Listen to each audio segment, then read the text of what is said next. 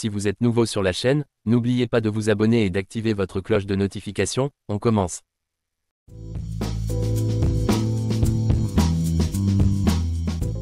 Alors que Dana White continue de négocier l'affrontement pour l'unification du titre entre le champion poids lourd en titre, Jon Jones, et le champion intérimaire, Tom Aspinall, une autre proposition fait grand bruit.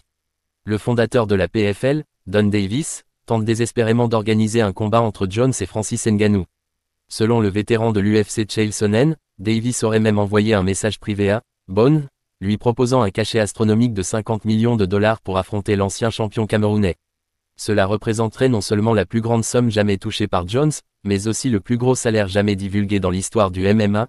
Don Davis, le patron de la PFL, a envoyé un message directement à Jon Jones sur Twitter, affirmant qu'il savait comment lui faire gagner 50 millions de dollars pour un combat contre Francis Ngannou, a déclaré Sonnen sur sa chaîne YouTube. Ce serait le combat le mieux payé de tous les temps, 5 millions de dollars, c'est un chiffre que personne n'a jamais osé demander dans les sports de combat. Si Don Davis dit que tu vas gagner 50 millions, alors tu vas gagner 50 millions. Ce combat hypothétique doit être considéré comme le plus grand combat possible, celui que nous voulons voir plus que tout autre. Mais la question est, est-ce vraiment le cas? Jon Jones contre Francis Ngannou est-il le combat suscitant le plus d'intérêt? Et qui générerait le plus de vues? Ou est-ce Jon Jones contre Tom Aspinall? Avec un peu de médiatisation et quelques semaines de gros titres, l'opinion publique pourrait changer. Quoi qu'il en soit, Jones contre Ngannou reste un événement monumental. Une énorme somme d'argent en jeu pour ce qui pourrait être le plus grand combat de l'histoire du MMA. Peu importe si la PFL offre à Jones 50 millions, 100 millions ou même 1 milliard de dollars.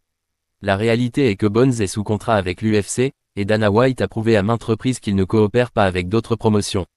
Pourquoi partager les profits d'un Jones versus Ngannou quand il peut simplement capitaliser sur un combat que les fans réclament déjà, Jones contre Aspinall? Que pensez-vous des mots de Chael Sonnen?